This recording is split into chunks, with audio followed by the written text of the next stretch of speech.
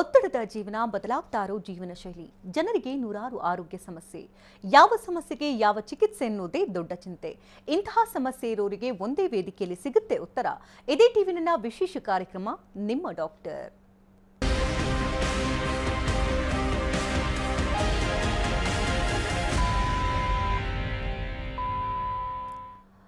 Corona ಕಾರ್ಮೋಡ ಕವಿದಿದೆ. ಇಂತಹ ಸಂದರ್ಭದಲ್ಲಿ ಗರ್ಭಧಾರಣೆ ಸೂಕ್ತವಾ? ಈಗಾಗಲೇ ನಮಗೆ ಕೊರೋನಾ ಬಂದ್ ಹೋಗಿದೆ. ಕೊರೋನಾ ಬಂದ್ ಹೋದ ನಂತರದಲ್ಲಿ ಏನಾದರೂ ಸಮಸ್ಯೆಗಳಾಗುತ್ತಾ? ಈಗಾಗಲೇ ಗರ್ಭ ಧರಿಸಲಾಗಿದೆ. ಈ ಸಂದರ್ಭದಲ್ಲಿ ನಾವು ವ್ಯಾಕ್ಸಿನ್ ತಗೊಳ್ಬೋದಾ ಅಥವಾ ಇಲ್ವಾ? ಈ ಬಗ್ಗೆ ಸಾಕಷ್ಟು ರೀತಿಯ ಪ್ರಶ್ನಾವಳಿಗಳು ಸಾಕಷ್ಟು ಜನರಲ್ಲಿರುತ್ತೆ. ಅದೆಲ್ಲದಕ್ಕೂ ಕೂಡ ಇವತ್ತಿನ ಸಂಚಿಕೆ ವಿಶೇಷವಾಗಿ ಬೆಳಕು ಚೆಲ್ಲುತ್ತೆ. ಜೊತೆಗೆ ಗಂಡಸರ ವೇರಿಯಾದಲ್ಲಿ ಏನಾದರೂ ಸಮಸ್ಯೆಗಳಾಗುತ್ತಾ ಕೊರೋನಾ ಬಂದ್ ಹೋದ ನಂತರದಲ್ಲಿ? ಈಗಾಗಲೇ ನಾವು ಪ್ರೆಗ್ನೆನ್ಸಿ ಪ್ಲಾನ್ ಮಾಡ್ಕೊಂಡಿದ್ದೀವಿ, ಈ ಸಂದರ್ಭದಲ್ಲಿ ಮಾಡಿಕೊಂಡು ಮುಂದುವರಿಸ್ಕೊಂಡು ಹೋಗಬಹುದಾ? ಆರೋಗ್ಯಯುತವಾದಂತಹ ಬೇಬಿ ನಮಗೆ ಆಗುತ್ತಾ ಅನ್ನುವಂತಹ ಪ್ರಶ್ನೆಗಳನ್ನು ಕೂಡ ಸಾಕಷ್ಟು ಮಂದಿ ಕೇಳ್ತಾ ಇದ್ರು. ಸೊ ಎಲ್ಲಾ ಪ್ರಶ್ನೆಗಳಿಗೂ ಕೂಡ ಉತ್ತರವನ್ನು ಕೊಡೋದಕ್ಕೆ ಗರ್ಭಗುಡಿ IVF ಸೆಂಟರ್ನ ಮೆಡಿಕಲ್ ಡೈರೆಕ್ಟರ್ ಆಗಿರ್ತಕ್ಕಂಥ ಆಶಾ ಎಸ್ ವಿಜಯ್ ಅವರು ನಮ್ಮೊಂದಿಗಿದ್ದಾರೆ. ಬನ್ನಿ ಅವ್ರನ್ನ ಕಾರ್ಯಕ್ರಮಕ್ಕೆ ವೆಲ್ಕಮ್ ಮಾಡೋಣ. Madam, welcome to the show. ವೈದ್ಯ ಲೋಕದಲ್ಲಿ ಸಾಕಷ್ಟು ರೀತಿಯ ಆವಿಷ್ಕಾರಗಳಂತೂ ಆಗ್ತಾನೆ ಇರುತ್ತೆ. ಸೊ ಇವತ್ತಿನ ಸಂಚಿಕೆಯಲ್ಲೇ ವಿಶೇಷವಾಗಿ ಕೊರೋನಾ ಸಂದರ್ಭ ಕೂಡ ಆಗಿದೆ. ಇನ್ನು IVF IUI ಮಾಡಿಸ್ಕೊಳ್ಬೋದಾ ಇಲ್ವಾ, ಹೀಗೆ ಸಾಕಷ್ಟು ರೀತಿಯ ಪ್ರಶ್ನೆಗಳಂತೂ ಇರುತ್ತೆ. ಸೊ ಒಂದೊಂದಾಗಿ ಪ್ರಶ್ನೆಗಳ ಬಗ್ಗೆ ಉತ್ತರವನ್ನು ತಿಳ್ಕೊಳ್ತಾ ಹೋಗೋಣ. ಸೊ ಮೊದಲಿಗೆ ಏನಾದರೂ ಹೊಸ ಆವಿಷ್ಕಾರಗಳಾಗಿದೆಯಾ ಈ ಸಂದರ್ಭದಲ್ಲಿ? ಈ ಕೋವಿಡ್-19 ಪ್ಯಾಂಡಮಿಕ್ ಇಂದ ಹೇಗೆ ಸಫರ್ ಮಾಡ್ತಿದ್ದೀವಿ 2 years ಅಂತ ಎಲ್ರಿಗೂ ಗೊತ್ತು. ಈ ವ್ಯಾಕ್ಸಿನೇಷನ್ನೇ ಒಂದು ಆವಿಷ್ಕಾರ. ಅಷ್ಟು ಫಾಸ್ಟಾಗಿ ರಿಸರ್ಚ್ ಮಾಡಿ ಪಬ್ಲಿಕ್ಗೆ ಅದನ್ನು ಟ್ರಯಲ್ಸ್ ಎಲ್ಲ ಮಾಡಾದ್ಮೇಲೆ ಬಿಡುಗಡೆ ಮಾಡಿರೋದೇ ಒಂದು ರಿಯಲ್ ಮ್ಯಾಜಿಕಲ್ ಥಿಂಗ್. ಆಮೇಲೆ ಫ್ರಂಟ್ ಲೈನ್ ವರ್ಕರ್ಸ್, ಹೆಲ್ತ್ ವರ್ಕರ್ಸ್ನ ಫಸ್ಟ್ ಕವರ್ ಮಾಡಿದ್ರಲ್ಲ before the second wave. That was a very good decision by the government. So second ವೇವಲ್ಲಿ ನಾವೆಲ್ಲ ನಿಂತು ಪೇಷಂಟ್ಸ್ನ ಚೆನ್ನಾಗಿ ಕೇರ್ ಮಾಡ್ಕೊಳ್ಳೋದಕ್ಕೆ ನಮಗೊಂದು ಕಾನ್ಫಿಡೆನ್ಸ್ ಇತ್ತು, ಯಾಕಂದರೆ ನಮ್ಗೆ ಆಲ್ರೆಡಿ ವ್ಯಾಕ್ಸಿನ್ ಪ್ರೊಟೆಕ್ಷನ್ ಆಗಿದೆ ಅಂತ. That it was a real good thing. ಆಮೇಲೆ ಇವಾಗ ತುಂಬ ರಿಸರ್ಚ್ಗಳು ಫಸ್ಟ್ ವೇವ್ ಆದಮೇಲೆ Danish study, Chinese study, Spanish study ಅಂತ ತುಂಬ ಸ್ಟಡೀಸ್ ಆಗಿದೆ. ಸೊ ಅದರಲ್ಲೆಲ್ಲ ಕೋವಿಡ್ ಬಂದವ್ರಿಗೆ ಫರ್ಟಿಲಿಟಿ ಏನು ಪ್ರಾಬ್ಲಮ್ ಆಗಲ್ಲ, ಸೊ ಅವ್ರದ್ದು ಓವೇರಿಯನ್ ರಿಸರ್ವ್ಸ್ ಎಲ್ಲ ಏನು ಕಮ್ಮಿ ಆಗಲ್ಲ, ವೀರ್ಯಾಣುಗಳಲ್ಲೆಲ್ಲ ಏನು ಪ್ರಾಬ್ಲಮ್ ಆಗಲ್ಲ ಅಂತ ತುಂಬ ಸ್ಟಡೀಸ್ ಬರ್ತಾ ಇದೆ. ಅದೊಂದು ವೆರಿ ಗುಡ್ ಟೆಕ್ನಾಲಜಿಕಲ್ ಅಡ್ವಾನ್ಸ್. ಆಮೇಲೆ ಬೇರೆ ಕಂಟ್ರೀಸಲ್ಲಿ ಪ್ರೆಗ್ನೆಂಟ್ ವಿಮೆನ್ಗೆ ಮತ್ತು ಬ್ರೆಸ್ಟ್ ಫೀಡಿಂಗ್ ಲ್ಯಾಕ್ಟೇಟಿಂಗ್ ವಿಮೆನ್ಗೆ ಕೂಡ ವ್ಯಾಕ್ಸಿನೇಷನ್ ಅಲೋ ಮಾಡಿದ್ದಾರೆ. ಸೊ ಅದರಿಂದ ಅವ್ರಿಗೆ ಚೆನ್ನಾಗಿ ಕವರೇಜ್ ಸಿಗುತ್ತೆ, ಪ್ರೊಟೆಕ್ಷನ್ ಸಿಗುತ್ತೆ. ಅದೊಂದು ದೊಡ್ಡ ಟೆಕ್ನಾಲಜಿಕಲ್ ಅಡ್ವಾನ್ಸು. ಈ ಥರ ಹಲವಾರು ಸ್ಟಡೀಸು, ಆವಿಷ್ಕಾರಗಳು ತುಂಬ ನಡೀತಿದೆ ವರ್ಲ್ಡಲ್ಲಿ. ಒಂದೊಂದಾಗಿ ಮಾತಾಡೋಣ. ಈಗ ನಾವು ಕಳೆದ ಬಾರಿ ನೋಡಿದಂತೆ ತುಂಬಾ ಜನ ಏನು ಪ್ರೆಗ್ನೆನ್ಸಿಗೆ ಪ್ಲಾನ್ ಮಾಡ್ಕೊಂಡಿದ್ರು. ಬಟ್ ಕೋವಿಡ್ ಫಸ್ಟ್ ವೇವ್ ಬಂತು. ಸೊ ಬೇಡವೇ ಬೇಡಪ್ಪ ಅಂತ ತುಂಬಾ ಜನ ಪ್ರೆಗ್ನೆಂಟ್ ಆಗಿದ್ರು ಕೂಡ ಮಗುವನ್ನ ತೆಗೆಸ್ಕೊಳ್ಳೋಕೆ ಡಾಕ್ಟರ್ ಹತ್ರ ಸಲಹೆಗಳನ್ನ ಪಡ್ಕೊಂಡ್ರು. ವೈದ್ಯರು ಕೂಡ ಸೂಕ್ತ ಅಲ್ಲ ಅಂತ ಆ ಸಂದರ್ಭದಲ್ಲಿ ಕೊಟ್ಟರು. ಈಗ ಸೆಕೆಂಡ್ ವೇವ್ ಬಂದ್ ಹೋಗಿದೆ. ಈ ಸಂದರ್ಭದಲ್ಲಿ ಅಥವಾ IVF ಅಥವಾ IUI ಮೊರೆ ಹೋಗ್ಬೇಕು, ಬೇಬಿ ಮಾಡ್ಕೊಳ್ಬೇಕು ಅಂತ ಪ್ರಯತ್ನ ಪಡೋರ್ಗೆ ಸಕಾಲನ ಅಥವಾ ಬೇಡವಾ, ಏನ್ ಹೇಳ್ತೀರಿ? ಈ ಥರ ತುಂಬ ಡೌಟ್ಸ್ ಇದೆ ಸೊಸೈಟಿಲಿ. ಆ್ಯಕ್ಚುಲಿ ನಾನು 25 ಇಯರ್ಸಲ್ಲಿ ಪಬ್ಲಿಕ್ ಮೈಂಡಲ್ಲಿ ಇಷ್ಟೊಂದು ಡೌಟ್ಸು, ಇಷ್ಟು ಮಿಸ್ಕನ್ಸೆಪ್ಷನ್ನು, ಕನ್ಫ್ಯೂಷನ್ ನಾನು ಯಾವತ್ತೂ ನೋಡಿರಲಿಲ್ಲ. ಸೊ ಅದಕ್ಕೋಸ್ಕರ ನಾವು every Saturday Facebook live, YouTube ಲೈವಲ್ಲಿ ಜನರದ್ದು ಏನೇ ಪ್ರಶ್ನೆ ಇದೀನೋ ಕ್ಲಾರಿಟಿ ಕೊಡ್ತಾ ಇದ್ದೀವಿ. ಅದ್ರ ಮೂಲಕ ಅವ್ರ ಪ್ರಶ್ನೆಗಳು ನಮ್ಮನ್ನ ಕೇಳ್ಬೋದು. ನೀವು ಹೇಳ್ತಿರೋ ಥರ ಈ ಪ್ರೆಗ್ನೆನ್ಸಿ ಎಲ್ಲ ಪ್ಲ್ಯಾನ್ ಮಾಡಿರ್ತಾರೆ, ಆಮೇಲೆ 2-3 months ಆಗೋಗಿರುತ್ತೆ. ಆವಾಗ ಕೊರೋನಾ ವೇವ್ ಬಂದ್ಬಿಡ್ತು. ಡಾಕ್ಟರ್ಸ್ಗೂ ಕರೆಕ್ಟಾಗಿ ಕ್ಲಾರಿಟಿ ಇರಲಿಲ್ಲ. ತುಂಬ ಜನ ಹೋಗಿ ಅಬಾರ್ಟು ಮಾಡಿಸ್ಬಿಟ್ರು. ನಾವು ಕೇಳಿದ್ದೀವಿ ಇದನ್ನ. ಬಟ್ ಇವಾಗ ಗೊತ್ತಾಗಿದೆ ರಿಸರ್ಚ್ ಮೂಲಕ ತಾಯಿಗೆ ಮಗುಗೆ ಅಷ್ಟು ಸಿವಿಯರ್ ಇನ್ಫೆಕ್ಷನ್ಸ್ ಏನೂ ಆಗಲ್ಲ. ಫಾರ್ ಎಕ್ಸಾಂಪಲ್, ಪ್ರೆಗ್ನೆಂಟ್ ಲೇಡಿ ಎಲ್ಲ ಪ್ರಿಕಾಷನ್ಸ್ ತೊಗೊಂಡ್ರೆ, ಪ್ರಾಪರ್ ಮಾಸ್ಕಿಂಗು, ಪ್ರಾಪರ್ ಹ್ಯಾಂಡ್ ವಾಷಿಂಗು, ಫೇಸ್ನೆಲ್ಲ ಅವಾಗ ಟಚ್ ಮಾಡದೇ ಇರೋದು, ಅನ್ವಾಂಟೆಡ್ ಫಂಕ್ಷನ್ಸ್ಗೆ ಹೋಗಲ್ಲ, ಅನ್ವಾಂಟೆಡ್ ವಿಸಿಟರ್ಸ್ನ ಒಳಗಡೆ ಬಿಟ್ಕೊಳ್ಳಲ್ಲ, ತುಂಬ ಚೆನ್ನಾಗಿ ಸೋಷಿಯಲ್ ಡಿಸ್ಟೆನ್ಸ್ ಮೇಂಟೈನ್ ಮಾಡ್ತಾರೆ. ಆಮೇಲೆ ಈ ಪಬ್ಲಿಕ್ ಟ್ರಾನ್ಸ್ಪೋರ್ಟ್ಸಲ್ಲೆಲ್ಲ ತುಂಬ ಸುಮ್ಮನೆ ಅನಾವಶ್ಯಕವಾಗಿ ಹೋಗದೆ ಇರೋದು, ಶಾಪಿಂಗ್ ಆ ಥರ ಒಳ್ಳೆ ಎಲ್ಲ ಪ್ರಿಕಾಷನ್ಸ್ ತೊಗೊಂಡ್ರೆ ಅವ್ರಿಗೆ ಇನ್ಫೆಕ್ಷನ್ಸ್ ತುಂಬ ಕಮ್ಮಿ. ಅಕಸ್ಮಾತ್ ಪ್ರೆಗ್ನೆಂಟ್ ಲೇಡಿಗೆ ಏನಾರ ಇನ್ಫೆಕ್ಷನ್ ಬಂದ್ರೂ 90% of the pregnant ladies mild symptoms ಇಂದ ಪಾರಾಗ್ಬಿಡ್ತಾ ಇದ್ದಾರೆ, ಏನು ಪ್ರಾಬ್ಲಮ್ ಇಲ್ಲ. ಓನ್ಲಿ 1 or 2% ಮಾತ್ರ ICU ಅಡ್ಮಿಷನ್ ಆ ಥರ ಹೋಗ್ತಿದ್ದಾರೆ. ಅದು ಯಾರು pregnant ladies with diabetes, with hypertension, ಅವ್ರಿಗೆ ಮುಂಚೆನೆ ಕಿಡ್ನಿ ಪ್ರಾಬ್ಲಮ್ ಇತ್ತು, ಆ ಥರ ಕೋಮಾರ್ಬಿಡಿಟೀಸ್ ಇರೋರು, ಒಬೆಸಿಟಿ ಅಂಥವ್ರು ಮಾತ್ರ ಸಿವಿಯರ್ ಸ್ಟೇಟ್ಗೆ ಹೋಗ್ತಿದ್ದಾರೆ. ಸೊ ಯಾರಿಗೆ ಈ ಥರ ತುಂಬ ಕನ್ಫ್ಯೂಷನ್ ಇದೆಯೋ, ನಾನು ಇಲ್ಲಿ ಕ್ಲಾರಿಟಿ ಕೊಡೋದಕ್ಕೆ ಇಷ್ಟಪಡ್ತೀನಿ. ಅವ್ರ ಫ್ಯಾಮಿಲಿ ಪ್ಲಾನ್ ಮಾಡೋ ವಿಷಯ ಇದ್ದರೆ ಫಸ್ಟು ವ್ಯಾಕ್ಸಿನೇಟ್ ತಗೊಳ್ಳಿ. ಆಮೇಲೆ 4 weeks ಗ್ಯಾಪಲ್ಲಿ ಇಮಿಡಿಯೇಟ್ ಆಗಿ ಅವ್ರ ಪ್ರೆಗ್ನೆನ್ಸಿ ಪ್ಲಾನ್ ಮಾಡಲಿ. ಇದ್ರ ಬಗ್ಗೆ ಇನ್ನೂ ಜಾಸ್ತಿ ಬೇಕು ಅವ್ರಿಗೆ ವಿಚಾರ ಅಂತಂದರೆ ನಮ್ಮ ಫರ್ಟಿಲಿಟಿ ಎಕ್ಸ್ಪರ್ಟ್ಸ್ ಹತ್ರ ಬಂದು ಕಂಪ್ಲೀಟ್ ಆಗಿ ಇನ್ಫಾರ್ಮೇಶನ್ ತಗೊಳ್ಳಿ. ಆಮೇಲೆ ನಮ್ಮ ವೆಬ್ಸೈಟ್ ಅಲ್ಲಿ ಬಂದು ರಿಜಿಸ್ಟರ್ ಆದ್ರೂ ನಾವು ಇದ್ರ ಬಗ್ಗೆ ಇನ್ಫಾರ್ಮೇಶನ್ ಕೊಡ್ತಾ ಇದೀವಿ. ಓಕೆ, ಜೊತೆಗೆ ಮತ್ತೊಂದಷ್ಟು ಪ್ರಶ್ನೆಗಳೇನಂತಂದ್ರೆ, ಈಗ ಕೋವಿಡ್ ಬಂದು ಹೋದ ನಂತರದಲ್ಲಿ ವೀರ್ಯದಲ್ಲಿ ಸಾಕಷ್ಟು ರೀತಿಯ ಏರಿಳಿತಗಳಾಗ್ತಾ ಇದೆ, ಸಮಸ್ಯೆಗಳಾಗ್ತಾ ಇದೆ, ಅಥವಾ ಈ ಸಂದರ್ಭದಲ್ಲಿ ಮಗು ಮಾಡ್ಕೊಳಕ್ ಹೋದ್ರೆ ಹೆಲ್ದಿ ಬೇಬಿ ಆಗಲ್ಲ ಅನ್ನೋ ಒಂದು ಪ್ರಶ್ನೆಗಳಿದೆ. ಇದು ನಿಜನಾ? ಏನು ಆಕ್ಚುಲಿ ಇನಿಷಿಯಲ್ ಒಂದು 1000 ಮೆನ್ ವಿತ್ ಕೋವಿಡ್ ಇನ್ಫೆಕ್ಷನ್ ಅವ್ರದ್ದು ಸೆಮೆನ್ ಸ್ಯಾಂಪಲ್ ತಗೊಂಡು ಅನಲೈಸ್ ಮಾಡಿದ್ರು. ಅವಾಗ ಖಂಡಿತ ಮೊಟಿಲಿಟಿ, ಮಾರ್ಫಾಲಜಿ ಮತ್ತೆ ಕೌಂಟ್ ಎಲ್ಲಾನು ಕಮ್ಮಿ ಇತ್ತು. ಫಾರ್ ಎಕ್ಸಾಂಪಲ್, ಯಾವುದೇ ವೈರಲ್ ಇನ್ಫೆಕ್ಷನ್ ಬರಲಿ, ಯಾವುದೇ ಫೀವರ್ ಬರಲಿ, ಮೆನ್ಗೆ ಸೆಮೆನ್ ಸ್ಯಾಂಪಲ್ ಅಫೆಕ್ಟ್ ಆಗೇ ಆಗುತ್ತೆ. ಅದೇ ತರ ಇದೂನು 90 ಡೇಸ್ ಬಿಟ್ಟು ಅವ್ರದೆಲ್ಲ ಇನ್ಫೆಕ್ಷನ್ ಕಮ್ಮಿ ಆದ್ಮೇಲೆ ಅವ್ರು ನಾರ್ಮಲ್ ಬಂದ್ಮೇಲೆ ಮತ್ತೊಂದ್ಸಲಿ ಮಾಡಿದ್ರು. ಸೊ ಅದ್ ಯಾವ್ದೂ ಮತ್ತೆ ಕಾಣಲಿಲ್ಲ. ಸೊ ತುಂಬಾ ಅತಿರೇಕಕ್ಕೂ ಹೋಗಿಲ್ಲ, ಏನು ಪ್ರಾಬ್ಲಮ್ಸು ಆಗಿಲ್ಲ, ಅದು ನಾರ್ಮಲ್ಸಿನೂ ರೆಸ್ಟೋರ್ ಆಗ್ಬಿಟ್ಟಿದೆ. ಸೊ ಯಾರಿಗೂ ಭಯ ಬೇಡ, ಅವ್ರದ್ದು ಸೆಮೆನ್ ಸ್ಯಾಂಪಲ್ ಚೆಕ್ ಮಾಡ್ಕೊಂಡು ಅವ್ರಿಗೆ ಕಾನ್ಫಿಡೆನ್ಸ್ ಬರುತ್ತೆ. ಸೊ ಈಗಾಗಲೇ ಪ್ರೆಗ್ನೆಂಟ್ ಆಗಿರ್ತಾರೆ ಅಥವಾ ಅದಕ್ಕೆ ಚಿಕಿತ್ಸೆ ತಗೊಳ್ತಾ ಇರ್ತಾರೆ ಅಂದ್ರೆ, ಈ ಸಂದರ್ಭದಲ್ಲಿ ಕೆಲವೊಮ್ಮೆ ಆಸ್ಪತ್ರೆಗಳಿಗೆ ಬರೋದಕ್ಕೆ ಆಗ್ತಿರೋದಿಲ್ಲ, ಅಥವಾ ಕರೆಕ್ಟ್ ಟೈಮ್ಗೆ ಇಂಜೆಕ್ಷನ್ ತಗೊಳಕ್ ಆಗಿರೋದಿಲ್ಲ. ಈ ಟೈಮಲ್ಲಿ ವ್ಯಾಕ್ಸಿನ್ ತಗೊಳ್ಬೋದಾ ಇಲ್ವಾ ಅನ್ನೋ ಒಂದು ಪ್ರಶ್ನೆ ಇರುತ್ತೆ. ಏನು ಉತ್ತರ ಕೊಡ್ತೀರಿ ಇದಕ್ಕೆ? ಅಂದ್ರೆ ಇನ್ಫರ್ಟಿಲಿಟಿ ಟ್ರೀಟ್ಮೆಂಟ್ ತಗೊಳ್ತಿರೋರ ಪ್ರೆಗ್ನೆಂಟ್ ಲೇಡಿ ಈಗಾಗಲೇ ತಗೊಳ್ತಾ ಇರೋರಾಗಿರ್ಬೋದು ಅಥವಾ ತಗೊಂಡಿರೋರಾಗಿರ್ಬೋದು, ಇನ್ಫರ್ಟಿಲಿಟಿ ಟ್ರೀಟ್ಮೆಂಟ್ ತಗೊಳ್ತಿರೋರಿಗೆ ಗವರ್ಮೆಂಟ್ ಮೂಲಕ ರಿಜಿಸ್ಟ್ರೇಷನ್ ಮಾಡಿಕೊಂಡು ಅವ್ರಿಗೆಲ್ಲ ವ್ಯಾಕ್ಸಿನ್ಸ್ ಪ್ರೊವೈಡ್ ನೀಟಾಗಿ ಆಗ್ತಾ ಇದೆ. ಅವ್ರು ಫಸ್ಟ್ ಅದಕ್ಕೆ ಆದ್ಯತೆ ಕೊಡಬೇಕು, ಅದನ್ನ ಮುಗಿಸ್ಕೋಬೇಕು. ಬಟ್ ಇನ್ಫರ್ಟಿಲಿಟಿ ಟ್ರೀಟ್ಮೆಂಟ್ನ ಅವ್ರು ಪೋಸ್ಟ್ಪೋನ್ ಮಾಡಿಬಿಡಬಾರ್ದು. ಸೊ ಏನ್ ವ್ಯಾಕ್ಸಿನೇಷನ್ ತಗೊಳ್ತಿದಾರೋ ಪ್ಲಸ್ ಇಲ್ಲಿ ಏನು ಅವ್ರದ್ದು ಅಪಾಯಿಂಟ್ಮೆಂಟ್ಸ್ ಇದೆಯೋ ಅದನ್ನು ಬರಬೇಕು, ಡಾಕ್ಟರ್ ಹತ್ರ ಮಾತಾಡಬೇಕು, ವ್ಯಾಕ್ಸಿನೇಷನ್ ಆಗಿರೋ ಬಗ್ಗೆ ಹೇಳಬೇಕು. ಅವ್ರ ಇನ್ವೆಸ್ಟಿಗೇಷನ್ಸ್ ಎಲ್ಲ ಮಾಡಿಕೊಂಡು ನಾವು ಎಲ್ಲಿದ್ದೀವಿ, ನಾವು ಏನು ಮಾಡಬೇಕು. For example 2 doses of vaccine ಆದ್ಮೇಲೆ ಅವ್ರು ಎಂಬ್ರಿಯೋ ಟ್ರಾನ್ಸ್ಫರ್ ಮಾಡಿಸ್ಕೋತಾರೆ ಅಂದ್ರೆ ಆ ಪೀರಿಯಡ್ ವೇಸ್ಟ್ ಮಾಡಬಾರ್ದು. ಟ್ರೀಟ್ಮೆಂಟ್ ಮೂಲಕ ಏನು ಮಾಡ್ಕೋಬೋದು, ವೆಯ್ಟ್ ಲಾಸ್ ಮಾಡ್ಬೋದಾ, ಡಯಾಬಿಟಿಸ್ ಕಂಟ್ರೋಲ್ ಮಾಡ್ಕೋಬೋದಾ, ಅಥವಾ ನಾನು ಯೋಗ ಪ್ರಾಣಾಯಾಮ ಮಾಡಿ ಸ್ಟ್ರೆಸ್ ಕಮ್ಮಿ ಮಾಡ್ಕೋಬೋದು, ಅದೆಲ್ಲ ಗ್ಯಾಪ್ ತುಂಬ ಚೆನ್ನಾಗಿ ಯೂಸ್ ಮಾಡ್ಕೋಬೋದು. ಡಾಕ್ಟರ್ಸ್ ಹತ್ರ ಬಂದು ಸಲಹೆ ತಗೊಂಡು ಅದನ್ನು ಪ್ಲಾನ್ ಮಾಡ್ಕೊಳ್ಳೋದು ತುಂಬ ಇಂಪಾರ್ಟೆಂಟು. ಆಮೇಲೆ ತುಂಬ ಜನ ಲೇಡೀಸು 1.5 years 2 years ಮುಂಚೆ ಬಂದಿದ್ರು.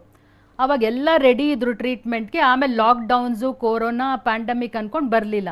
ಬಟ್ ಇವಾಗ ನೋಡ್ತಾ ಇದೀವಿ ಅವ್ರದ್ದು ಎಗ್ ರಿಸರ್ವ್ ಎಲ್ಲ ತುಂಬಾ ಕಮ್ಮಿ ಆಗಿ ಬರ್ತಾ ಇದ್ದಾರೆ. ಬಿಕಾಸ್ ಅವ್ರು 35 ಇದ್ರು, ಇವಾಗ 37 ಆಗೋಗಿರ್ತಾರೆ. 32 ಇದ್ರು 35 ಹರಣ ಆಗೋಗಿರುತ್ತೆ. ಸೊ ಆ ಥರ ಮಾಡಬಾರ್ದು. ಆದಷ್ಟು ಬೇಗ ಟ್ರೀಟ್ಮೆಂಟ್ಸ್ ಬರಬೇಕು. ಯಾವುದೇ ಅದರಲ್ಲಿ ರೆಸ್ಟ್ರಿಕ್ಷನ್ಸ್ ಇಲ್ಲ. ಟೆಲಿಕನ್ಸಲ್ಟೇಷನ್ ಮೂಲಕ ನಾವು ಮಾಡ್ತಾ ಇದ್ದೀವಿ. ಆಮೇಲೆ ನಮ್ಮದೇ IPL ಸರ್ವಿಸಸ್, ನಾವು ಮನೆಗೆ ಹೋಗಿ ಬ್ಲಡ್ ಕಲೆಕ್ಟ್ ಮಾಡಿ ಇಂಜೆಕ್ಷನ್ಸ್ ಕೊಡ್ತಾ ಇದ್ದೀವಿ. ಪ್ಲಸ್ ಅವ್ರು ಸೆಂಟರ್ಸ್ಗೂ ಬಂದಾಗ ನಾವು ಕಂಪ್ಲೀಟ್ ಆಗಿ ಟ್ರಯಾಜಿಂಗು, ಸೋಷಿಯಲ್ ಡಿಸ್ಟೆನ್ಸಿಂಗು, ಹ್ಯಾಂಡ್ ಸ್ಯಾನಿಟೈಸ್ ಎಲ್ಲ ಫಾಲೋ ಮಾಡ್ತಾ ಇದ್ದೀವಿ. ಅವ್ರಿಗೆ ಯಾವುದೇ ಥರ ಭಯ ಬೇಡ, ಖಂಡಿತ ಬಂದು ವಿಸಿಟ್ ಮಾಡಿ. ಆಲ್ 5 ಸೆಂಟರ್ಸ್ ಆಪರೇಷನಲ್ ಇದೆ ಗರ್ಭಗುಡಿ. ಸೊ ಎಲ್ಲಿ ಬೇಕಾದ್ರೂ, ಎಲ್ಲಿ ಹತ್ರ ಇದೆಯೋ ಅವ್ರು ಬಂದ್ಬಿಟ್ಟು ಸೂಕ್ತ ಸಲಹೆ ಪಡ್ಕೋಬೇಕು. ಇನ್ ಕೇಸ್ ಈಗ ಪತಿ ಪತ್ನಿ ಇಬ್ಬರಲ್ಲೂ ಕೂಡ ಕೊರೋನಾ ಕಾಣಿಸ್ಕೊಂಡಿತ್ತು, ನಂತರ ಇವಾಗ ನಾವು ಪ್ಲಾನ್ ಮಾಡಬೇಕು ಪ್ರೆಗ್ನೆನ್ಸಿಗೆ ಅಂದ್ರೆ ಎಷ್ಟು ತಿಂಗಳ ಕಾಲ ಆ ಅಂತರತೆ ಇರಬೇಕು ಅಂತ ಹೇಳ್ತೀರಿ? ಯಾವ ರೀತಿ ಪ್ಲಾನ್ ಮಾಡಬೇಕು? ಕರೆಕ್ಟ್, ಇದು ತುಂಬಾ ಜನ ಕೇಳ್ತಾರೆ. ಫಾರ್ ಎಕ್ಸಾಂಪಲ್, ಹಸ್ಬೆಂಡ್ ವೈಫ್ ಬಂದಿತ್ತು, ಬಟ್ ಹಸ್ಬೆಂಡ್ಗೆ ಸಿವಿಯರ್ ಹೊಟ್ಟೋಯ್ತು, ವೈಫ್ಗೆ ಬರೀ ಮೈಲ್ಡ್ ಸಿಂಪ್ಟಮ್ಸ್ ಇತ್ತು, ತಾನಾಗ್ತಾನೆ ಹೋಮ್ ಕ್ವಾರಂಟೈನಲ್ಲಿ ಹೊಟ್ಟೋಯ್ತು ಅಂದ್ರೆ ಹಸ್ಬೆಂಡ್ದು ಸಿವಿಯರಿಟಿ ಆಗಿ ICU ಅಡ್ಮಿಷನ್ ಆಗಿ ಏನೇನಾಯ್ತು ಅಂತ ಬಂದು ನಮಗೆ ತೋರಿಸ್ಬೇಕು. ನಾನು ಇನ್ನೊಂದು ಹೇಳಕ್ ಇಷ್ಟಪಡ್ತೀನಿ, ಜನರು ಈ ಕೋವಿಡ್ ಇನ್ಫೆಕ್ಷನ್ ಆಗಿರೋದೇ ಮುಚ್ಚಿಡ್ತಾ ಇದ್ದಾರೆ. ಕೆದ್ಕಿ ಕೇಳಬೇಕು ಹಿಸ್ಟ್ರಿ. ಆ ಥರ ದಯವಿಟ್ಟು ಮಾಡಬಾರ್ದು. ಜನ ಓಪನ್ ಆಗಿ ಹೇಳಿದ್ರೆ ನಮ್ಗೆ ಯಾವ ಥರ ಅದಕ್ಕೆ ಸೂಕ್ತ ಪರಿಹಾರ ಕೊಡಬೇಕು, ಏನು ಟ್ರೀಟ್ಮೆಂಟ್ ಕೊಡಬೇಕು, ಯಾವಾಗ ಕೊಡಬೇಕು ಅಂತ ಒಂದು ಐಡಿಯಾ ಇರುತ್ತೆ. ಸೊ ಅಕಸ್ಮಾತ್ ಅವ್ರು ICU ಅಡ್ಮಿಷನ್ ಆಗಿ ಆಚೆ ಬಂದಿರ್ತಾರೆ, ಬಟ್ ಅವ್ರಿಗೆ 3 months ಟೈಮ್ ಆದ್ರೂ ಬೇಕು ಕಂಪ್ಲೀಟ್ ರಿಕವರಿಗೆ. ಸೊ ನಾವು ಟ್ರೀಟಿಂಗ್ ಫಿಸಿಷಿಯನ್ ಜೊತೆ ನಾವು ಡೈರೆಕ್ಟಾಗಿ ಮಾತಾಡಿ ಅವ್ರಿಗೆ ನಾವು ಟ್ರೀಟ್ಮೆಂಟ್ ಹಾಕ್ತೀವಿ. ಬರೀ ಮೈಲ್ಡ್ ಸಿಂಪ್ಟಮ್ಸ್ ಎಲ್ಲ ಆಚೆ ಬಂದ್ಬಿಟ್ರು ಏನೂ ಪ್ರಾಬ್ಲಮ್ ಇಲ್ಲ ಅಂತಂದ್ರೆ 4 weeks ಅಲ್ಲೇ ಅವ್ರ ಟ್ರೀಟ್ಮೆಂಟ್ ಎಲ್ಲ ಶುರು ಮಾಡ್ಕೋಬಹುದು. ಅದರಲ್ಲಿ ಏನು ತೊಂದರೆ ಇಲ್ಲ. ಈಗ ನಾವು ಗಮನಿಸ್ತಾ ಇದೀವಿ, ಈಗ delta fungus, black fungus, white fungus, ಈಗ ಡೆಲ್ಟಾ ಪ್ಲಸ್ ಅಂತೆಲ್ಲ ಈಗ ಒಂದೊಂದಾಗಿ ಏನೇನೋ ಬರ್ತಾ ಇದೆ. ಜನರಿಗೂ ಕೂಡ ಒಂದು ರೀತಿ ಆತಂಕ. ಇನ್ ಕೇಸ್ ನಾವೇನಾದ್ರೂ IVF ಅಥವಾ IUI ಮೊರೆ ಹೋದ್ರೆ ಗರ್ಭಪಾತ ಆಗೋ ಚಾನ್ಸಸ್ ಏನಾದರೂ ಬಂದುಬಿಡುತ್ತಾ, ಅಥವಾ ಮುಂದೆ ಹುಟ್ಟುವಂಥ ಮಗುಗೇನಾದರೂ ಊನ ಆಗುವಂತಹ ಸಾಧ್ಯತೆಗಳೇನಿರುತ್ತಾ, ಅಥವಾ ವಿಕೃತವಾಗುತ್ತದೆ ಅಂತೆಲ್ಲ ಪ್ರಶ್ನೆಗಳು ಕೇಳ್ತಿದ್ದಾರೆ. ಇದಕ್ಕೊಂದು ಕ್ಲಾರಿಟಿ ಕೊಡ್ಬೋದಾ? ಅರೌಂಡ್ 20,000 ಪ್ರೆಗ್ನೆಂಟ್ ಲೇಡೀಸ್ದು ಒಂದು ಸ್ಟಡಿ ಆಗಿದೆ, ಬಿಗ್ ಸ್ಟಡಿ. ಸೊ ಅವರಲ್ಲೆಲ್ಲ ಕೋವಿಡ್ ಇನ್ಫೆಕ್ಷನ್ ಬಂದು ಹೇಗೆ ಅವರು ನಾರ್ಮಲ್ ಚಿಲ್ಡ್ರನ್ನ ಡೆಲಿವರಿ ಮಾಡಿದ್ದಾರೆ, ಆಮೇಲೆ ಆ ಮಗುಗೇನು ವಿಕಾರತೆ ಇಲ್ಲ, ಮತ್ತು ಏನಾದರೂ ಮಧ್ಯದಲ್ಲಿ ಏನಾದ್ರು ಅಬಾರ್ಷನ್ಸ್ ಆಗಿರೋ ಚಾನ್ಸಸ್ಸು ಎಲ್ಲಾನು ಸ್ಟಡಿ ಮಾಡಿದ್ದಾರೆ.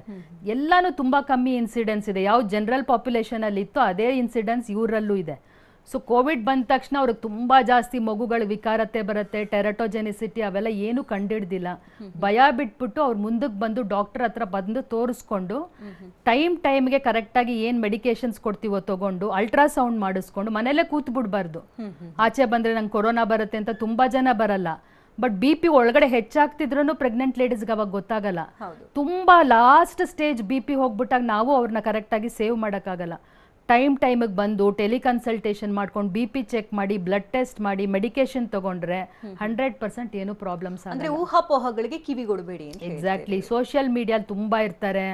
ಯಾರೋ ಒಬ್ರು ನಿನ್ನೆ ನಾನು ಟೆಲಿಕನ್ಸಲ್ಟೇಷನ್ ಮಾಡ್ತಿದ್ದೆ US ಇಂದ, ತುಂಬಾ ಗೂಗಲ್ ಅಲ್ಲಿ ರಿಸರ್ಚ್ ಮಾಡಿ ಇನ್ಫಾರ್ಮೇಶನ್ ತಗೊಂಡ್ಬಿಟ್ಟಿದ್ದಾರೆ. ನಾನು ಏನ್ ಹೇಳಿದ್ರು ಅವ್ರಿಗೆ ಹೋಗ್ತಿಲ್ಲ, ಅಷ್ಟು ತುಂಬ್ಕೊಂಡ್ಬಿಟ್ಟಿದ್ದಾರೆ. I really took 45 minutes to clarify. ಆ ಥರ ಬೇಡದೇ ಇರೋ ವಿಚಾರಗಳನ್ನ ನಾವು ತುಂಬಿಕೊಂಡ್ರೆ ನಮಗೆ ಸ್ಟ್ರೆಸ್ ಲೆವೆಲ್ ಇನ್ಕ್ರೀಸ್ ಆಗ್ಬಿಡುತ್ತೆ. ಹೌದು ಹೌದು. ಓಕೆ, ಈಗಾಗಲೇ ಈಗ ಒಂದು ಮಗು ಇರುತ್ತೆ ಅಥವಾ ಸೆಕೆಂಡ್ ಬೇಬಿಗೆ ಪ್ಲಾನ್ ಮಾಡ್ತಿರ್ತಾರೆ, ಸಾಧ್ಯ ಆಗ್ತಾ ಇರೋದಿಲ್ಲ. ಕೊರೋನಾ ಟೈಮ್ ಬೇರೆ, ಈ ಸಂದರ್ಭದಲ್ಲಿ ನಾವು ಪ್ಲಾನ್ ಮಾಡ್ಬೋದು. ಯಾಕಂದ್ರೆ ಕ್ವಾರಂಟೈನ್ ಟೈಮ್ ಕೂಡ ಆಯ್ತು. ಸೊ ಆರೋಗ್ಯದಲ್ಲಿ ಸಾಕಷ್ಟು ರೀತಿ ಏರುಪೇರಂತೂ ಆಗೇ ಆಗಿರುತ್ತೆ. ಸೊ ಈ ಸಂದರ್ಭದಲ್ಲಿ ನಾವು ಆಸ್ಪತ್ರೆಗೆ ಬರ್ಬೋದಾ, ಸೇಫಾ ಅಂತ ಹೇಳೋದಾದ್ರೆ? ಇವಾಗ ಕೊರೋನಾ ಇನ್ಫೆಕ್ಷನ್ದು ಸ್ಟ್ಯಾಟಿಸ್ಟಿಕ್ಸ್ ನೋಡಿದ್ರೆ ತುಂಬಾ ಕಮ್ಮಿ ಆಗೋಗಿದೆ. ಪಾಸಿಟಿವಿಟಿ ರೇಟ್ ಎಲ್ಲ ಲೆಸ್ ದೆನ್ 5 ಆಗೋಗಿದೆ. ಸೊ ಅವ್ರು ಈಸಿಯಾಗಿ ಸೆಂಟರ್ಸ್ನ ಅಪ್ರೋಚ್ ಮಾಡ್ಬೋದು. ಅಕಸ್ಮಾತ್ ಅವ್ರಿಗೆ ತುಂಬಾ ಭಯ ಇದ್ರೆ ನಾವು ಟೆಲಿಕನ್ಸಲ್ಟೇಷನ್ ಮೂಲಕ ಅವ್ರಿಗೆ ಕಂಪ್ಲೀಟಾಗಿ ಹೇಳ್ತೀವಿ ಏನೇನು ಮಾಡಿಸ್ಬೇಕು, ಯಾವ ಥರ ಮುಂದಕ್ಕೆ ಹೋಗಬೇಕು ಅಂತ. ಮನೇಲೆ ಕೂತು ಕನ್ಸಲ್ಟೇಷನ್ ತಗೊಂಡು ಸೆಕೆಂಡ್ ಬೇಬಿಗೆ ಪ್ಲಾನ್ ಮಾಡ್ಬೋದು. Nothing to worry. ಅಂದ್ರೆ IUI ಮತ್ತೆ IVF ನಲ್ಲಿ ಈ ಸಂದರ್ಭದಲ್ಲಿ ಚಿಕಿತ್ಸೆ ಕೊಡೋದ್ರಿಂದ ಏನಾದರೂ ವ್ಯತ್ಯಾಸಗಳಾಗುತ್ತಾ? ಅಬ್ಸಲ್ಯೂಟ್ಲಿ ಇಲ್ಲ. ಓಕೆ, ನಾರ್ಮಲ್ ಆಗಿದ್ರೆ ಅವ್ರದ್ದು ಹೆಲ್ತ್ ಪ್ಯಾರಾಮೀಟರ್ಸ್, ಲ್ಯಾಬ್ ಪ್ಯಾರಾಮೀಟರ್ಸ್ ಎಲ್ಲ ನಾವು ಕೊಡೋ ಮೆಡಿಕೇಶನ್ಸ್ ಇಂದ ಏನು ಏರುಪೇರಾಗಲ್ಲ. ಬಟ್ ನಾವು ಇದುವರೆಗೂ RT-PCR ಮಾಡಿಸ್ಕೊಂಡೇ ಟ್ರೀಟ್ಮೆಂಟ್ ಸ್ಟಾರ್ಟ್ ಮಾಡ್ತೀವಿ. ಮಧ್ಯದಲ್ಲಿ ಅವ್ರದ್ದು ಫೈನಲ್ ಟ್ರೀಟ್ಮೆಂಟ್ ಮುಂಚೆನೂ ಒಂದು RT-PCR ಮಾಡಿಸ್ತೀವಿ. ತುಂಬಾ ಕೇರ್ ತಗೊಂಡೇ ಮಾಡ್ತಾ ಇದೀವಿ. ಪಾಸಿಟಿವ್ ಬಂತು RT-PCR ಅಂದ್ರೆ ನಾವು ಮುಂದಕ್ಕೆ ಹೋಗಲ್ಲ. ಓಕೆ, ಸೊ ಅಂದ್ರೆ ನಿಮ್ಮ ಒಂದು ಸೆಂಟರ್ನ ಸ್ಪೆಷಾಲಿಟಿ ಏನು ಅಂತ? ಸೊ ನಾವು ಕೋವಿಡ್ಗೋಸ್ಕರನೇ ತುಂಬ ನಮ್ಮದು ಇದೆಲ್ಲ ಟ್ರಯಾಜಿಂಗ್ ಏರಿಯಾ ಎಲ್ಲ ಚೇಂಜ್ ಮಾಡಿದ್ದೀವಿ. ಅವ್ರದ್ದು ಕ್ವೆಶ್ಚನರ್ ಫಾರ್ಮ್ಸ್ ಎಲ್ಲ ಸರಿಗೆ ಫಾರ್ಮ್ ಫಿಲ್ ಮಾಡಿಸ್ಕೊಳ್ತೀವಿ. ಹಿಸ್ಟ್ರಿ ಟೇಕಿಂಗ್ ಎಲ್ಲ ತುಂಬ ಡೀಟೇಲ್ ಆಗಿ ಮಾಡ್ತೀವಿ ಕಪಲ್ಸ್ ಜೊತೆ.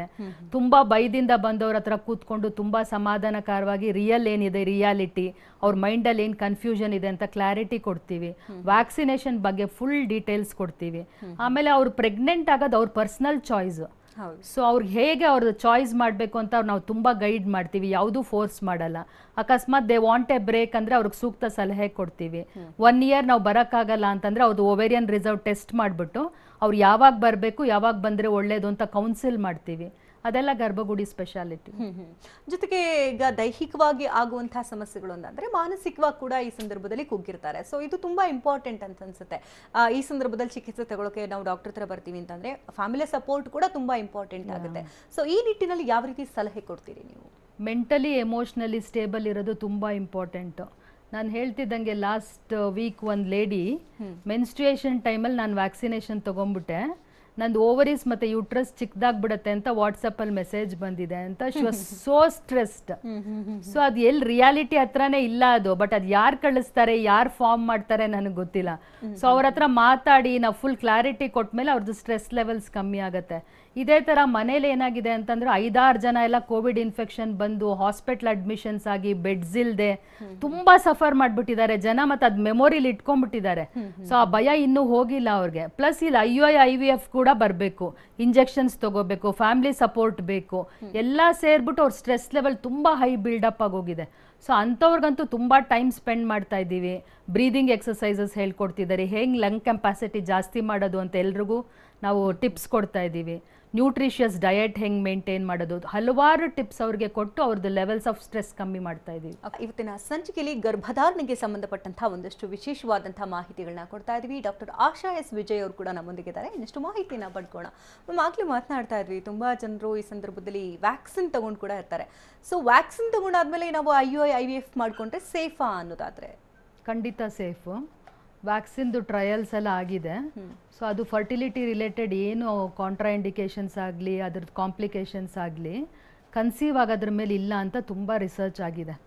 ಸೊ ಮೆನ್ನಲ್ಲಾಗಲಿ ವಿಮೆನಲ್ಲಾಗಲಿ ಏನೂ ಪ್ರಾಬ್ಲಮ್ಸ್ ಆಗಲ್ಲ. ಸೊ ಅವ್ರದ್ದು ವ್ಯಾಕ್ಸಿನೇಷನ್ ಶೆಡ್ಯೂಲ್ ಮುಗ್ದಿದ ತಕ್ಷಣ ಅವ್ರು IUI IVFಗೆ ಏನು ಬೇಕೋ ಅದನ್ನು ಟ್ರೀಟ್ಮೆಂಟ್ ಸ್ಟಾರ್ಟ್ ಮಾಡ್ಬೋದು. ಬಟ್ ಆ ಗ್ಯಾಪಲ್ಲಿ ಡಾಕ್ಟರ್ಸ್ನ ಮೀಟ್ ಮಾಡಿ ಏನು ಮಾಡ್ಬೋದು, ಮುಂಚೆ ನಾವೇನೇನು ಪ್ರಿಪ್ರೇಷನ್ಸ್ ಆಗಬೇಕು ಎಲ್ಲ ಮುಗಿಸ್ಕೊಂಡಿದ್ರೆ ಅವ್ರ ಟ್ರೀಟ್ಮೆಂಟ್ ಈಸಿಯಾಗಿ ಸ್ಟಾರ್ಟ್ ಆಗುತ್ತೆ after the vaccination schedule. Nothing to worry. Okay, ಈ ಹಿಂದಂದ್ರೆ ನೀವು ಕ್ಯಾಂಪ್ಸ್ಗಳಿಗೆ ನೇರವಾಗಿ ಹೋಗಿ ಭೇಟಿ ಕೊಟ್ಟು ಅಲ್ಲಿ ಜನರ ಸಮಸ್ಯೆಗಳನ್ನ ಆಲಿಸ್ತಾ ಇದ್ವಿ, ಬಟ್ ಈ ಸಂದರ್ಭದಲ್ಲಿ ಆಗ್ತಿಲ್ಲ, ಬಟ್ ಆದ್ರೂ ಕ್ಯಾಂಪ್ಸ್ ಇದೆ ಅಂತ ಹೇಳ್ತಾ ಇದ್ರಿ, ಹೇಗೆ ಸಾಧ್ಯ ಇದು? ಹೌದು, ನಾವು ಕ್ಯಾಂಪ್ಸ್ ಮೂಲಕ ತುಂಬಾ ಕಡೆ ತುಂಬಾ ಜನರಿಗೆ ಹೆಲ್ಪ್ ಮಾಡಿದ್ವಿ. ನಾವೇ ಹೋಗ್ಬಿಟ್ಟು ಸೆಮೆನ್ ಸ್ಯಾಂಪಲ್ ಟೆಸ್ಟಿಂಗ್ ಮಾಡೋದು, ಆಮೇಲೆ ಜನರ ಹತ್ರ ಮಾತಾಡೋದು, ಅವ್ರಿಗೆ ಮೆಡಿಸಿನ್ಸ್ ಎಲ್ಲ ವಿತರಣೆ ಮಾಡೋದು ಎಲ್ಲ ಮಾಡ್ತಾ ಇದ್ವಿ. ಬಟ್ ಇವಾಗ ನಮ್ಗೆ ಅಲ್ಲಿ ಹೋಗ್ಲಿಕ್ಕೆ ಆಗದೇ ಇರೋದ್ರಿಂದ ವರ್ಚುವಲ್ ಕ್ಯಾಂಪ್ಸ್ ಅಂತ ಪ್ಲಾನ್ ಮಾಡ್ತಾ ಇದ್ದೀವಿ. ಸೊ ಪಾವಗಡ, ಟಿಪ್ತೂರ್, ತುಮಕೂರಲ್ಲೆಲ್ಲ ಪ್ಲಾನ್ ಆಗಿದೆ ಇವಾಗ ನೆಕ್ಸ್ಟ್. ಸೊ ಅದ್ರ ಬಗ್ಗೆ ಡೀಟೇಲ್ಸ್ ಎಲ್ಲ ತೊಗೋಬೋದು ನಮ್ಮ ವೆಬ್ಸೈಟಿಗೆ ಬಂದು ಟೆಲಿಕಾಲಿಂಗ್ ಟೀಮ್ ಹತ್ರ. ಸೊ ನಮ್ಮದು ಟೀಮ್ ಹೋಗ್ಬಿಟ್ಟು ಅಲ್ಲಿ ಇರುತ್ತೆ, ಲ್ಯಾಬ್ ಅವರು, ಆಮೇಲೆ ಒಬ್ಬರು ಕೌನ್ಸಿಲರ್ ಇರ್ತಾರೆ. ಸೊ ಆ ಪೇಷಂಟ್ದು ಎಲ್ಲ ಇದು ಬ್ಲಡ್ ಸ್ಯಾಂಪಲ್ ಡ್ರಾ ಮಾಡಿಬಿಟ್ಟು ಅವ್ರ ಹಿಸ್ಟ್ರಿ ಎಲ್ಲ ತಗೊಳ್ತಾರೆ. ಈ ಕಡೆ ಡಾಕ್ಟ್ರು ಆನ್ಲೈನಲ್ಲಿ ನಾವಿರ್ತೀವಿ. ಸೊ ಅವ್ರದ್ದು ಏನೇನು ಸಮಸ್ಯೆ ಇದೆಯಾ ನಮ್ಮದು ಪ್ಯಾರಾಮೆಡಿಕಲ್ ಯಾರು ಹೋಗಿರ್ತಾರೋ ಅವ್ರು ಹೇಳ್ತಾರೆ, ಡಾಕ್ಟರ್ ಈ ಕಡೆಯಿಂದ ಅಡ್ವೈಸ್ ಕೊಡ್ತಾರೆ. ಅದು ವರ್ಚುವಲ್ ಕ್ಯಾಂಪ್ಸ್ ಅಂತ ಮಾಡ್ತಾ ಇದೀವಿ. ಅದು ಸ್ಟಾರ್ಟ್ ಆಗುತ್ತೆ ನೆಕ್ಸ್ಟ್ ಮಂತಿಂದ. ಅದ್ರ ಉಪಯೋಗ ಪಡ್ಕೋಬೇಕು ಜನಗಳು. ಓಕೆ ಮ್ಯಾಮ್, ಒಬ್ರು ಕಾಲರ್ ಹಿಡಿದ್ರೆ ಮಾತಾಡ್ಸೋಣ. ಶಿವಮೊಗ್ಗದಿಂದ ರಾಜೇಶ್ ಕರೆ ಮಾಡಿದ್ದಾರೆ. ನಮಸ್ತೆ ರಾಜೇಶ್ ಅವರೇ. ನಮಸ್ತೆ ಮೇಡಮ್, ಡಾಕ್ಟರ್ ಇದ್ದಾರೆ, ಮಾತಾಡೋದು. ಪ್ರಶ್ನೆ ಏನಿದೆ ಹೇಳಿ ಸರ್. ಮೇಡಮ್ ಆಕ್ಚುಲಿ ರಾಜೇಶ್ ಇಂದ ಮಾತಾಡ್ತಾ ಇರೋದು. ಹೇಳಿ ಮೇಡಮ್. ಈಗ ಫಸ್ಟ್ ವ್ಯಾಕ್ಸಿನೇಷನ್ಸ್ ಕಂಪ್ಲೀಟ್ ಮಾಡ್ಕೊಂಡಿದೀವಿ. ಓಕೆ. ಇವಾಗ ನಾವು ಎಷ್ಟು ದಿನ ಆದ್ಮೇಲೆ ಮತ್ತೆ ನಾವು ಅಂದ್ರೆ ಗರ್ಭ ಧರಿಸ್ಲಿಕ್ಕೆ ನಾವು ಇದ್ ಮಾಡ್ಬೋದು ನಾವು ವಿಷಯವಾಗಿ ಮಾತಾಡ್ಬೇಕಾಗಿತ್ತು. ನೀವು ನ್ಯಾಚುರಲ್ ಆಗಿ ಏನಾದ್ರೂ ಪ್ರಾಬ್ಲಮ್ ಆಗುತ್ತಾ ಏನೋ ಅನ್ನೋ ವಿಷಯವಾಗಿ. ಅಲ್ಲ ಸರ್, ನ್ಯಾಚುರಲ್ ಆಗಿ ಪ್ರೆಗ್ನೆನ್ಸಿ ಪ್ಲಾನ್ ಮಾಡ್ತಾ ಇದ್ದೀರಾ? ಹೌದು ಮೇಡಮ್, ಹೌದು. ಇವಾಗ ಸೆಕೆಂಡ್ ಡೋಸ್ ಯಾವಾಗಿದೆ ಮೇಡಮ್? ಇನ್ನ 90 ಡೇಸ್ ಟೈಮ್ ಇದೆ ಅದಕ್ಕೆ. 90 ಡೇಸ್ ಟೈಮ್ ಇದೆಯಲ್ಲ ಮೇಡಮ್, ವಿತ್ ಇನ್ 90 ಡೇಸ್ ಒಳಗಡೆ ನಾವು ನೆಕ್ಸ್ಟ್ ಹಾಕ್ಸ್ಕೋಬೇಕಲ್ಲ. ಸೊ ಈ ವ್ಯಾಕ್ಸಿನೇಷನ್ ತಗೊಂಡಿದೀವಲ್ಲ, ಈ ಟೈಮ್ಗಳಲ್ಲಿ ಏನಾದ್ರು ನಾವು ಅವ್ರ ಜೊತೆಗೆ ಇದ್ ಮಾಡೋದ್ರಿಂದ ಏನಾದ್ರು ಪ್ರಾಬ್ಲಮ್ ಆಗುತ್ತಾ, ಹೇಗೆ ಎಷ್ಟು ದಿನ ಬಿಟ್ಟು ಆದ್ಮೇಲೆ ಸೇರ್ಬೇಕು, ಆ ತರದ್ ಏನಾದ್ರು ಇದೆಯಾ ಹೇಗೆ ಅನ್ನೋ ವಿಷಯವಾಗಿ. ಆಕ್ಚುಲಿ ಈ ಗ್ಯಾಪ್ ಅಲ್ಲಿ ಏನು ಪ್ರಾಬ್ಲಮ್ ಆಗಲ್ಲ ಅಂತ ಕಂಡಿಡ್ದಿದ್ದಾರೆ. You can start planning for the pregnancy, but second dose miss ಮಾಡಬೇಡಿ ಸರ್, ಖಂಡಿತ ತಗೋಬೇಕು. ಅದಾದ್ಮೇಲೆ ಅಕಸ್ಮಾತ್ ಪ್ರೆಗ್ನೆನ್ಸಿ ಕನ್ಫರ್ಮ್ ಆದ್ರೆ ಡಾಕ್ಟರ್ ಹತ್ರ ಇಮಿಡಿಯೇಟ್ ಹೋಗ್ಬಿಟ್ಟು ನಿಮ್ದು ವ್ಯಾಕ್ಸಿನೇಷನ್ ಡೀಟೇಲ್ಸ್ ಎಲ್ಲ ಹೇಳಿ ಮೆಡಿಕೇಶನ್ಸ್ ಎಲ್ಲ ಕರೆಕ್ಟಾಗಿ ತಗೊಂಡು ಫಾಲೋ ಮಾಡಬೇಕು. ಏನು ಪ್ರಾಬ್ಲಮ್ ಆಗಲ್ಲ. You can continue a planning of pregnancy. Okay, ಧನ್ಯವಾದ ರಾಜೇಶ್ ಅವರೇ ಕರೆ ಮಾಡೋದಕ್ಕಾಗಿ. ಈಗ ಇನ್ ಕೇಸ್ ಈಗ ಪ್ರೆಗ್ನೆಂಟ್ ಆಗಿರ್ತಾರೆ, ಆ ಸಂದರ್ಭದಲ್ಲಿ ಈಗ ಕೊರೋನಾ ಅಟ್ಯಾಕ್ ಆಗಿರುತ್ತೆ. ಸೊ ಆ ಸಮಯದಲ್ಲಿ ಏನಾದರೂ ಗರ್ಭಧಾರಣೆ ಹೋಗುವಂತಹ ಸಾಧ್ಯತೆಗಳೇನಾದರೂ ಇರುತ್ತಾ? ಅದನ್ನು ಉಳಿಸ್ಕೊಳ್ಳೋದಕ್ಕೆ ಏನಾದರೂ ಪ್ರಯತ್ನಗಳು ಮಾಡಬಹುದಾ? ಈ ಕಂಡಂತೆ ನೀವೇನಾದರೂ ಕೇಸಸ್ ನೋಟಿಫೈ ಮಾಡಿದ್ರಾ? ನೋಡಿದ್ದೀವಿ, ಪ್ರೆಗ್ನೆನ್ಸಿಲಿ ಕೋವಿಡ್ ಇನ್ಫೆಕ್ಷನ್ ಆಗುತ್ತೆ, ಬಟ್ ಎಲ್ಲರಿಗೂ ಆಗೋ ಥರನೇ ಅವ್ರಿಗೂ ಇರುತ್ತೆ. ಮೈಲ್ಡ್ ಸಿಂಪ್ಟಮ್ಸಿಂದ ಪಾರಾಗವರೇ ಜಾಸ್ತಿ ಇದ್ದಾರೆ ಹೋಮ್ ಕ್ವಾರಂಟೈನಲ್ಲಿ. ಸ್ವಲ್ಪ ಜನರಿಗೆ ಮಾಡ್ರೇಟ್ ಸಿವಿಯರ್ ಆಗುತ್ತೆ ಅಥವಾ ICU ಅಡ್ಮಿಷನ್ಸ್ ಆಗುತ್ತೆ. ಅಂಥ ಟೈಮಲ್ಲಿ ಅಬಾರ್ಷನ್ ರೇಟ್ಸು 37 ವಾರಕ್ಕಿಂತ ಬೇಗ ಮಗು ಹುಟ್ಟೋದು ಅಥವಾ ಮಗುಗೆ ತೊಂದರೆ ಆಗಿ ಹುಟ್ಟೋದು, NICU ಕೇರ್ ಜಾಸ್ತಿ ಬೇಕಾಗಿರೋದನ್ನು ನೋಡಿದ್ದಾರೆ. ಸೊ ಅವ್ರಿಗೆ ಫೀವರ್ ಅಂತ ಪ್ರೆಗ್ನೆಂಟ್ ಲೇಡಿಗೆ ಬಂದ ತಕ್ಷಣ ಅವ್ರೋಗಿ ಡಾಕ್ಟ್ರಿಗೆ ತೋರಿಸ್ಬೇಕು. ಇದು ಬೇರೆ ಏನೋ ಇರ್ಬೋದು, ಪ್ಯಾರಾಸಿಟಮಾಲ್ ತಗೊಳ್ತೀನಿ, ನನ್ಗೆ ಅದಲ್ಲ, ಕೋವಿಡ್ ಅಲ್ಲ, ನನ್ಗೆ ಯಾರಿಗೂ ಎಕ್ಸ್ಪೋಸ್ ಆಗಿಲ್ಲ, ಆ ಥರ ಊಹಾಪೋಹದಲ್ಲಿ ಕೂತ್ಕೋಬಾರ್ದು. ಫೀವರ್ ಬಂದ ತಕ್ಷಣ ಹೋಗ್ಬಿಟ್ಟು ಡಾಕ್ಟರ್ ಹತ್ರ ಇದು RT-PCR ಟೆಸ್ಟಿಂಗ್ ಮಾಡಿಸ್ಕೊಂಡು ಏನು ಥರ ಇನ್ಫೆಕ್ಷನ್ ಇದು, ಅದಕ್ಕೆ ಏನು ಟ್ರೀಟ್ಮೆಂಟ್ ತಗೋಬೇಕು ಅಂತ ಡಾಕ್ಟರ್ನ ಇಮಿಡಿಯೇಟ್ ಕನ್ಸಲ್ಟ್ ಮಾಡಬೇಕು. ಆಮೇಲೆ ಡಿಸೀಸ್ ಪ್ರೋಗ್ರೆಸ್ ಆಗ್ದಂಗೆ ತುಂಬಾ ಟಿಪ್ಸ್ ಕೊಡ್ತಾರೆ ಡಾಕ್ಟರ್ಸು, ಅದನ್ನ ಕರೆಕ್ಟಾಗಿ ಫಾಲೋ ಮಾಡಬೇಕು. ಓಕೆ, ಮತ್ತೊಬ್ರು ಕಾಲರ್ ಇದ್ದಾರೆ, ಕೇರಳದಿಂದ ಪ್ರಶಾಂತ್ ಕರೆ ಮಾಡಿದ್ದಾರೆ. ನಮಸ್ತೆ ಪ್ರಶಾಂತ್ ಅವರೇ. ಡಾಕ್ಟರ್ ಇದ್ದಾರೆ, ಮಾತನಾಡಿ. ಹೇಳಿ ಸರ್. ಸರ್ ಮೇಡಮ್ ಇದು ವೈಫಿಗೆ ಹಲೋ ಹಾ ಹೇಳಿ, ಕೇಳಿಸ್ತಾ ಇದೆ, ಹೇಳಿ. ವೈಫಿಗೆ ಇದು ಡೆಲಿವರಿಗೆ 2 ತಿಂಗಳಾಯ್ತು. ಹಾ, ಟ್ರೀಟ್ಮೆಂಟ್ ಮಾಡ್ತಾ ಇದ್ದೆವು. ಈಗ ಅದು ಇವತ್ತು ಬ್ಲೀಡಿಂಗ್ ಮತ್ತು ಗಟ್ಟಿ ತರ ಹೋಗ್ತಾ ಉಂಟು, ಹೋಗಿ ಆಗಿದೆ. ಅದಕ್ಕೆ ನೆಕ್ಸ್ಟ್ ಏನ್ ಪ್ರಾಬ್ಲಮ್ ಇರ್ಬೋದು ಮೇಡಮ್? ನಿಮ್ಗೆ ಅರ್ಥ ಆಯ್ತಾ? ಇಲ್ಲ, ನೆಕ್ಸ್ಟ್ ಏನಾದ್ರು ಪ್ರಾಬ್ಲಮ್ ಆಗುತ್ತಾ ಅಂತ ಕೇಳ್ತಾರೆ ಅನ್ಸುತ್ತೆ. ಇದು ಡೆಲಿವರಿ ಆಗಿ 2 months ಆಯ್ತು, ಬ್ಲೀಡಿಂಗ್ ಕಂಟಿನ್ಯೂಸ್ ಹೋಗ್ತಾ ಇದೆಯಾ? ಡೆಲಿವರಿಗೆ ಅಲ್ಲ, ಡೆಲಿವರಿ ಇಲ್ಲ, ಇದು ಆಗಿದೆ, ಗರ್ಭಕೋಶ ಆಗಿದೆ. ಗರ್ಭಕೋಶ ಆಗಿ 2 ತಿಂಗಳಾದ ನಂತರ ಗರ್ಭಕೋಶ ಆಗಿದೆ ಅಂದ್ರೆ ಪ್ರೆಗ್ನೆಂಟ್ ಆಗಿ 2 months ಆಗಿದೆಯಾ ಅವ್ರಿಗೆ? ಇದಕ್ಕೆ ಮುಂಚೆ ಪ್ರೆಗ್ನೆಂಟ್ ಆಗಿದ್ದು, ಅದೇ ಸೇಮ್ ತರ ಆಗಿದೆ ನೆಕ್ಸ್ಟ್ ಟೈಮ್ ಅಲ್ಲಿ. ಪ್ರಶಾಂತ್ ಅವರೇ, ನೀವು ಪ್ರಶ್ನೆ ಕೇಳ್ತಿರೋದು ಒಂದು ಕ್ಲಾರಿಟಿ ಸಿಗ್ತಿಲ್ಲ. ಓಕೆ, ಸಾಧ್ಯ ಆಗ್ತಾ ಇಲ್ಲ ಕನೆಕ್ಷನ್. ಅಲ್ಲ, ಅವರು ಗರ್ಭಧಾರಣೆಗೆ ಗರ್ಭಕೋಶ ಅಂತೀಯಾರ ಅಂತ ಮೇ ಬಿ ಇರಬಹುದು ಅನ್ಸ್ತಾರೆ. ಸೊ ಅಂದ್ರೆ ಸಮಸ್ಯೆಗಳಾಗುತ್ತಾ ಆ ಥರ ಏನಾದರೂ ಆದರೆ? ಅಲ್ಲ 2 ಮಂತ್ಸ್ ಆಗಿ ಅವ್ರಿಗೆ ಏನಾಗ್ತಿದೆ ನಂಗೆ ಅರ್ಥ ಬಹುಶಃ ಅದು ಹೋಗಿರಬಹುದು ಅಂತ ಅನ್ಸುತ್ತೆ ಅವ್ರು ಹೇಳಿದ ಪ್ರಕಾರದಲ್ಲಿ. ಅಲ್ಲ ಅವ್ರದ್ದು ಡೀಟೇಲ್ ಮೇಲ್ ಮಾಡಿದ್ರೆ dreams@garbagudi.comಗೆ ನಾವು ಆನ್ಸರ್ ಮಾಡ್ತೀವಿ. ಹಿ ಲುಕ್ಡ್ ವೆರಿ ಸ್ಟ್ರೆಸ್ಡ್, ಸೊ ನಾವು ಆನ್ಸರ್ ಮಾಡ್ತೀವಿ. ಓಕೆ, ಸೊ ಪ್ರಶಾಂತ್ ಅವರೇ, ಟಿವಿ ಸ್ಕ್ರೀನ್ ಮೇಲೆ ನಂಬರ್ ಕೂಡ ಕಾಣ್ತಾ ಇದೆ, ಜೊತೆಗೆ ಇಮೇಲ್ ಅಡ್ರೆಸ್ ಕೂಡ, ಜೊತೆಗೆ ವೆಬ್ಸೈಟ್ ಅಡ್ರೆಸ್ ಕೂಡ ಕೊಡ್ತಾ ಇದೀವಿ. ಸೊ ನಿಮ್ಮಲ್ಲಿ ಏನಾದರೂ ಪ್ರಶ್ನೆಗಳಿದ್ದಲ್ಲಿ, ಸಮಸ್ಯೆಗಳಿದ್ದಲ್ಲಿ ನೇರವಾಗಿ ನೀವು ಬ್ರಾಂಚಸ್ನ ಡೈರೆಕ್ಟ್ ಆಗಿ ಪ್ರಶ್ನೆಯನ್ನು ಕೇಳಬಹುದು. ಮ್ಯಾಮ್ ಕೂಡ ಉತ್ತರ ಕೊಡೋದಕ್ಕೆ ರೆಡಿ ಇರ್ತಾರೆ. ಸೊ ಮ್ಯಾಮ್, ಇದನ್ನು ಗಮನಿಸಿದ್ರೆ ಜೊತೆಗೆ ಮತ್ತೊಂದು ಗರಿ ಕೂಡ ಬಂದಿದೆ ನಿಮ್ಮ ಗರ್ಭಗುಡಿ IVF ಸೆಂಟರ್ಗೆ. ಸೊ ರ್ಯಾಂಕಿಂಗ್ ಪಟ್ಟಿನಲ್ಲಿ 10ನೇ ರ್ಯಾಂಕಿಂಗ್ನಲ್ಲಿದೆ. ಸೊ ಇದು ಹೇಗೆ ಸಾಧ್ಯ ಆಯಿತು? ಇದರ ಹಿಂದಿನ ಪರಿಶ್ರಮದ ಬಗ್ಗೆ ಒಂದೆರಡು ಮಾತುಗಳಾಡ್ಬೋದಾ? ಟೈಮ್ಸ್ ಆಫ್ ಇಂಡಿಯಲ್ಲಿ ಟಾಪ್ 10 ರ್ಯಾಂಕಿಂಗ್ ಅಲ್ಲಿ 8 ಇದೆ ಗರ್ಭಗುಡಿ, ಸೌತ್ ಇಂಡಿಯಲ್ಲಿ 3rd ಇದೆ. ಕರೆಕ್ಟಾ? ಸೊ ಇದು ನಾವು ತುಂಬಾ ವರ್ಷದಿಂದ ನಾವು ಅನ್ಕೊಳ್ತಾ ಇರೋದು, ಯಾವಾಗ ನಾವು ಗುಣಮಟ್ಟತೆ ಶ್ರೇಷ್ಠತೆಯನ್ನು ಕಾಪಾಡ್ಕೊಳ್ತೀವೋ ಅವಾಗ ಪವರು, ಪೊಸಿಷನ್, ನೇಮ್, ಫೇಮ್ ಎಲ್ಲ ತಾನಾಗೆ ಬರುತ್ತೆ ಅಂತ. ಸೊ ನಾವು ಏನೇ ಆಗಲಿ ಕ್ವಾಲಿಟಿನ ಕಾಂಪ್ರಮೈಸ್ ಮಾಡಲ್ಲ. ಆಮೇಲೆ ಮೊರಾಲಿಟಿ ಮತ್ತು ಎಥಿಕ್ಯಾಲಿಟಿ ಅಂತ ಒಂದು ಏನಿದೆ ಈ ಫೀಲ್ಡಲ್ಲಿ, ನಾವು ಯಾವತ್ತೂ ಕಾಂಪ್ರಮೈಸ್ ಮಾಡಲ್ಲ. ತುಂಬ ಟೆಂಪ್ಟೇಷನ್ಸ್ ಬರುತ್ತೆ, ತುಂಬ ಸಿಚುಯೇಷನ್ಸ್ ಬರುತ್ತೆ. ನೀವೇ ನೋಡಿರ್ಬೋದು, ಯಾವುದೋ ಒಂದು IVF ಸೆಂಟ್ರ್ ಓಪನ್ ಆಗಿ ಬ್ಯಾಂಗ್ಳೂರಲ್ಲಿ ದಿನಕ್ಕೆ ಇಡೀ 110 ಮೆಂಬರ್ಸ್ ಅಲ್ಲಿ ಕೂತಿರೋರು. ಯಾಕಂದ್ರೆ 100% ಮನಿ ಗ್ಯಾರಂಟಿ, 100% ರಿಸಲ್ಟ್ ಅಂತ ಅಡ್ವರ್ಟೈಸ್ ಮಾಡಿದ್ರು. ಸೊ ಅದೆಲ್ಲ wrong ways of marketing. So ನಾವ್ ಏನೇ ಆದ್ರೂ ನಮ್ದು ಎಥಿಕ್ಯಾಲಿಟಿ, ಮೊರಾಲಿಟಿ ಮತ್ತೆ ಕ್ವಾಲಿಟಿ ಬಿಟ್ಕೊಡಲ್ಲ. ಸೊ ಅದರಿಂದ ಇದು ಬಂದಿದೆ ಅಂತ ನಂದು ಅನಿಸಿಕೆ. ಓಕೆ ಮ್ಯಾಮ್, ಕಾರ್ಯಕ್ರಮಕ್ಕೆ ಆಗಮಿಸಿ ಹಲವು ಮಾಹಿತಿನ ಹಂಚಿಕೊಂಡಿದ್ದಕ್ಕಾಗಿ ಧನ್ಯವಾದ ತಮಗೆ. Thank you so much. ವೀಕ್ಷಕರೇ, ಡಾಕ್ಟರ್ ಆಶಾ ಎಸ್ ವಿಜಯವ್ರನ್ನ ಭೇಟಿ ಮಾಡಬೇಕಂದ್ರೆ ಅಡ್ರೆಸ್ ಪ್ಲೇಟ್ ಈ ರೀತಿಗೆ ನೋಟ್ ಮಾಡ್ಕೊಳ್ಳಿ. ಗರ್ಭಗುಡಿ IVF ಸೆಂಟರ್, ಹನುಮಂತನಗರ, ಕಲ್ಯಾಣ ನಗರ, ಜಯನಗರ, ಎಲೆಕ್ಟ್ರಾನಿಕ್ ಸಿಟಿ ಮತ್ತು ಮಾರತಹಳ್ಳಿ. ದೂರವಾಣಿ ಸಂಖ್ಯೆ ಈ ರೀತಿದೆ: 8880000909, ಮತ್ತೊಂದು ಸಂಖ್ಯೆ 8951813344, ಮತ್ತೊಂದು ಸಂಖ್ಯೆ 9148499992.